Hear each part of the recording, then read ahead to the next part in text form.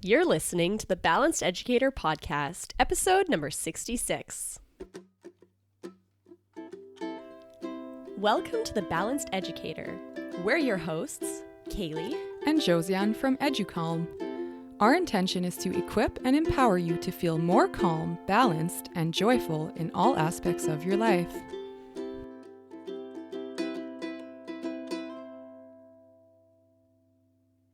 Hello there and welcome. On today's episode, we are going to be asking you to reflect on your teaching practice and reflect on the question, who do I want to be as a teacher and how do I want my students to remember me? Before we get started, we just want to thank you so much for being here. We absolutely love that you're part of our community of kind, caring, mindful educators that really want to make a difference in their students' lives. If you're brand new to the show, welcome. We're so happy that you're joining us, and we invite you to subscribe to the podcast. So however you're listening, on whatever app you're using, hit that subscribe button so that you get our weekly episodes every week and you don't miss any of the goodness. All right, let's get started. So I feel like as a teacher, I often have kind of this battle going on in my mind. Seriously. Of the two sides of teaching. So we're taught when we're in university how to teach the content, how to take a child from not knowing how to read to knowing how to read, how to teach them those academic things. And we talk very rarely, very little about all the things that need to happen before this whole classroom of different humans that are having different experiences, that are going through different things in our lives, how to support them before they're even ready to learn. So I feel like early in my career, I really struggled with feeling like, I'm never getting all the academics done. It's so hard. There's things that pop up that are stopping me from doing my job. Until one day I kind of had this realization that I was like, oh, wait, as a teacher, teaching the academics is only a small part of my job. Really, what I'm here to do is to develop these humans in whatever way they need me to be there for them. In whatever best version of themselves that they can be. And good little citizens in society, right? Exactly. Isn't that what we want? Exactly. In the end? And it took me a long time to be okay with that, to get over the mindset of okay, this student came in after recess and they're dealing with a conflict with a friend and, but I don't have time to deal with this right now. I have things that I need to teach. Yeah, there's a test coming up, or there's this evaluation or report cards that you got to get it done. Yeah. It's a race, it seems like sometimes. Yeah. And yeah, it's just so hard to grapple with what am I here to do? What is my role in this moment? Am I supposed to be the teacher that is just getting the academics done, making sure that they're finishing academically where they should be? Or is it my job to take the time to help them resolve this conflict and teach them conflict resolution skills so that they can go on in the future and do it on their own? And yeah, over time, as I got more comfortable with my role as a teacher and as I gained more experience, I recognized that there was this kind of 80-20 split, which maybe you've heard of before, but it's kind of this rule where 80% of your time is spent doing 20% of the job. Mm-hmm. Those things that you're like, it should only take me a few minutes, and it ends up taking you double the amount of time. Yeah. Or in the classroom, 80% of your energy is going towards supporting 20% of your students. That it's never kind of an even split. It's not how you think it's going to be. Honestly, when I came out of university and I was so excited to teach for the first time, I was quickly surprised and slightly disappointed at how the actual teaching part, like the actual educating part, the academics part, was really to me felt like only 20% of my job. And then there was the other 80%. And often that 80% were things that you didn't feel trained or Right? able to do. Like classroom management. And Yeah. like, of course, right? I did my practicum in high school. So my amazing cooperating teacher, if you're ever listening to this, like she was amazing.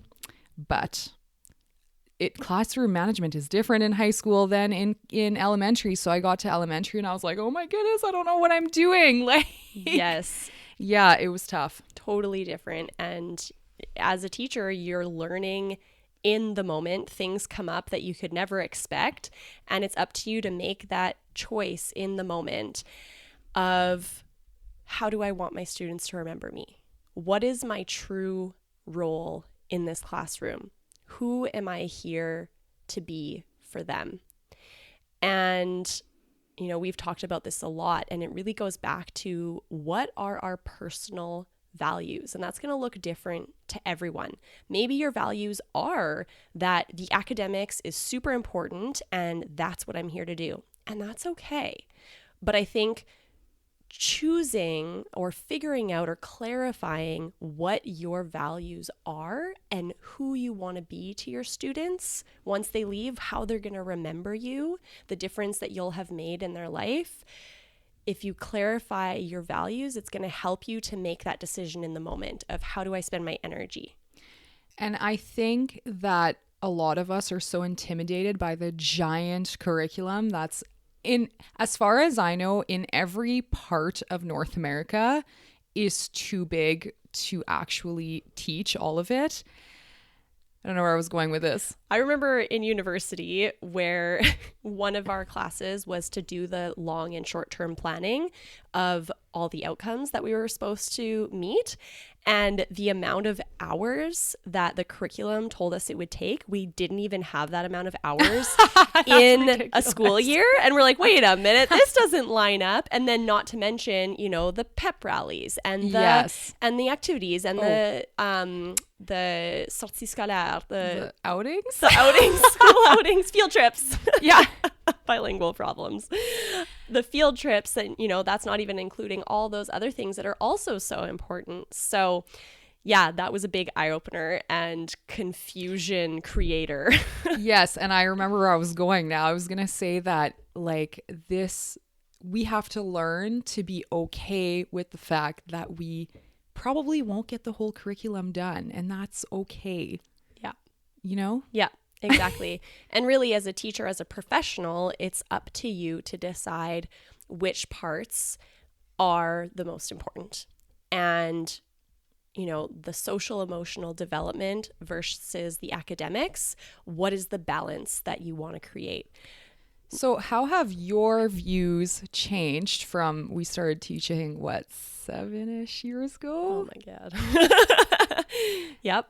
How have they changed from then to now? Fresh out of university? Fresh out of university. Well, part of it too was that when I was fresh out of university, I went into teaching high school, where the social emotional really isn't talked about as much, and you don't notice it as much because you have your students in your classroom for an hour once a day, and that's all that you see of them. And so you don't often notice really what's going on for them in their life. Sometimes you'll notice when a student is off, but you often don't get to know them enough to be able to support their social emotional. You said that, like, in high school, there's not as much of an emphasis on this. Mm-hmm. How do you feel about that, having been a high school teacher? That was something that I actually struggled with a lot. Before I started teaching, I was an educational assistant for a year. And so I worked one-on-one with students that needed extra support. And so I was working with kids in such a close proximity that I felt like I was meeting their needs. I felt that I was able to, because we were one-on-one, I got to address their social emotional needs before moving into the academic stuff, that they felt comfortable because we're one-on-one telling me what was going on. And then I could kind of coach them through it and support them in whatever they needed. It was really hard for me then going into a classroom where I had 30 plus students that I only saw for an hour and came in my out of my class, and I just kind of honestly, I constantly had this feeling that I wasn't doing enough, that I wasn't doing as much as I wanted to, that I could see the kids that were struggling and there wasn't enough of me to go around to be able to support them like I wanted to. I'm going to put you on the spot here. But since you started your own mindfulness practice, you haven't been in high school since then. Mm-hmm. So how would you switch things up now? I know that we also have members of our audience that have asked us, like, how can we, address social emotional in high school when we have 60 minutes? Yeah. I would absolutely, if I ever go back to high school to teach in high school, absolutely include a mindfulness practice, because that would be the way. That would be the way that I could support them in just 5 minutes of their day, 5 minutes of our time together, support them in their social emotional development. And that would be the way that I would show them that I care about them as humans, not just for the marks that they get. Okay, so back to my original question, how have your values changed from that, like 7 years ago teaching high school to now? I have flipped a lot, and now I recognize that the social emotional for me is the foundation to academic learning, that the academic learning doesn't happen at as deep of a level if the social emotional learning isn't done first. And so to me, the number one thing is address the social emotional. And once you've done that and you're helping that child, that student, to feel safe in the space that you're providing them, once you're helping them to feel cared for, once you're creating that connection with them, then they're ready to learn. You said the word connection, and I think for me, that's also such a big thing, such a big value of mine, is to take the time to develop that relationship, because if there's a relationship, then comes trust. And then that opens doors to all kinds of goodness, right? Yeah. And respect too. When they feel that relationship, they trust and respect you. And if we think back to the teachers that made a difference in our lives, for me, the reoccurring theme is that I was excited to learn from them because I respected them. And I respected them because I felt like they respected me. And like they cared. Yes. Like they truly cared and just loved me as a student. Okay, tell me about the teacher or teachers that really stand out for you and why. There were a few. I was very lucky. I feel that throughout all of my schooling from K to 12, I had pretty awesome teachers. And that was extra lucky because I often had teachers 2 years in a row, because I went to a very small school and we were like 8 in my class. So we were always combined classes. And yeah, so I had lots of amazing teachers, but I remember this one particular teacher, Madame Lemoine. Shout out to her, grade 1 and 2. I couldn't tell you what we did academically. Like, I remember reading books, which I loved. I was always a reader. But other than that, it was about the time spent with her. It was about her kindness. She was so caring. She was such a good person. She actually loved us kids. And she showed it in so many different ways. It was awesome. Like, man, I'm so lucky. That is so great. I actually, one of the teachers that stands out the most to me was also my grade 1 teacher, Madame Lofto. If you're ever listening, shout out to you. I even know her. She's amazing. And again, I couldn't tell you what we did in class. I can't remember what we learned about. All I remember is that I felt cared for. I felt like she cared about me, and she made school fun. And that's another, teachers who can make school fun. Yeah. So good. Yeah. And yeah, that, especially this year when I was teaching in elementary school for the first time, that was something that I often had to remind myself was the importance at this age is that they feel cared for. Like, they're young. And I had so many students that would accidentally call me mom. And one that there was one day that she kept calling me mom by accident. And then finally she's like, no, I'm just going to keep calling you mom. You're my school mom. That's so cute. And yeah, what was so important is that they felt cared for and that they felt seen and heard. And that they took the time to build a good relationship with us. Yeah. Yeah. So that's what we want to be. Exactly. Like, actually though, like all the time I think when I'm teaching, I'm like, hey, what would Madame Lemoine do? That's amazing. Like, yeah, she was awesome. Yeah. I love that.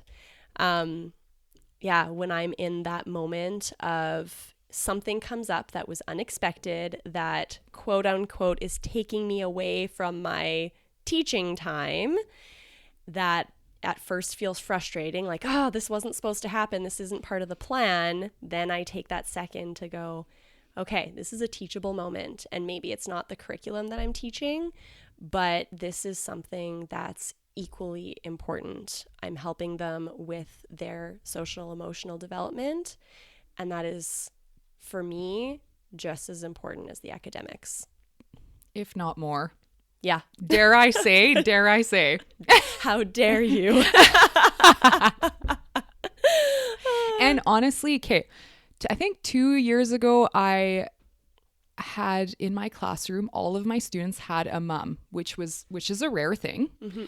And for Mother's Day, we wrote them letters. We did the whole Regi, like I do, we do, you do. Mm-hmm. And my students learned how to write really good, heartfelt letters to their moms.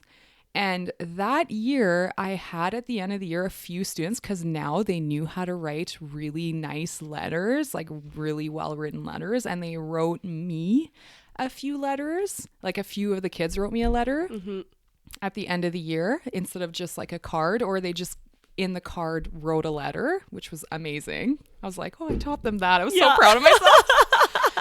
But all of their messages were never about academics. Like, I had a student tell me that they loved that I took risks in the classroom and did things like practicing mindfulness, which other teachers didn't do, but that it really helped them, and that I truly cared for them. Like, those were the things that were coming out. Basically what a lot of the things that I just said about Madame Lemoine. Sorry, our dog just shook, or my dog just shook in the background.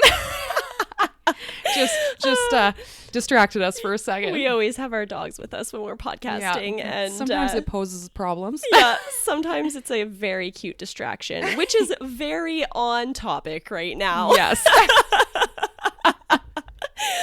Might be taking us away for a second from the podcast, but it is something to appreciate. So much.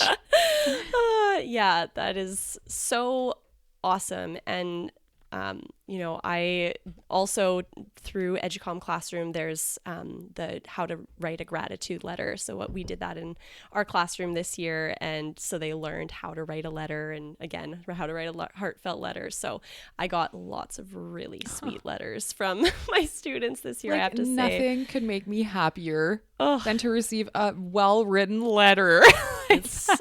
It's so nice. It's so funny at Christmas time, when they're all asking me, what do you want for Christmas, Madame?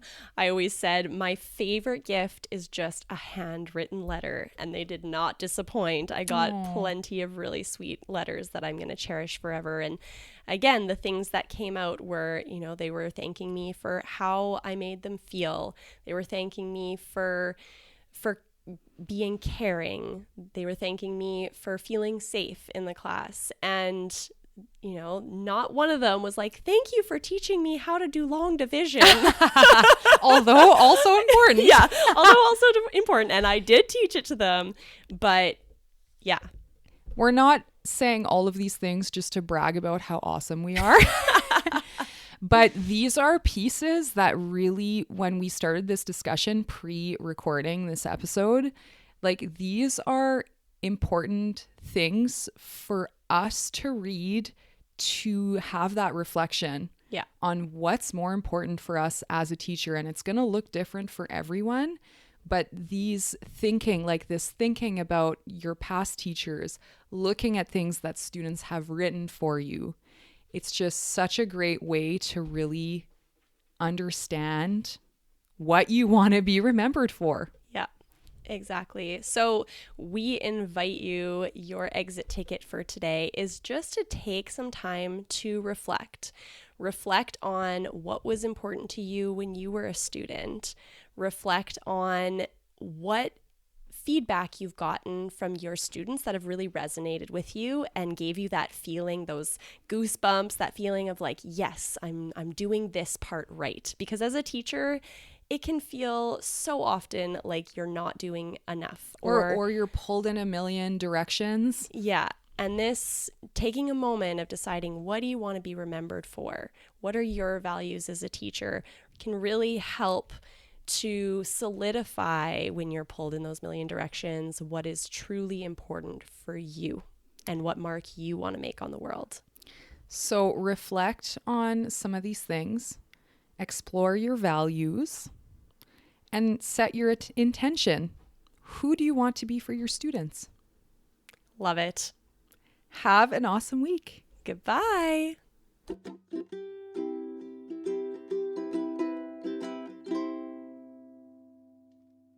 Hey there, balanced educator. We understand the challenge and stress of trying to meet your students' diverse social, emotional, and academic needs. Thankfully, we found mindfulness, which helped us create a calm, well-managed learning environment, improving both our students and our own well-being. Teachers are busy, so we created an online bilingual English and French mindfulness program made especially for the classroom that is ready to use. No prep required. Just press play and enjoy returning to calm as you listen to the 5-minute guided mindfulness practices with your students. Then you can take the concrete self-regulation strategies that you and your students are learning into your regular teaching curriculum with our beautiful, inclusive printables. Thrive in a calm learning atmosphere.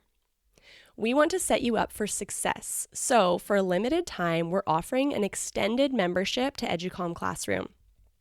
Enroll before June 15th, 2019, and you'll have access to all the content until June 30th of 2020. This means you can play with the program this year and feel confident and ready to get started with your students right away next school year. We have 2 payment options to suit your needs. You can pay by check by emailing bonjour@educalm.com and we'll send you an invoice. Bonjour is spelled BONJOUR @educalm.com. Or you can pay online with a credit card by going to www.educalm.com/classroom. EduCalm is spelled EDUCALME. So again, that's educalm.com/classroom. We're so excited for you to join our amazing community of caring, mindful, superstar teachers that are changing the world, one EduCalm classroom practice at a time.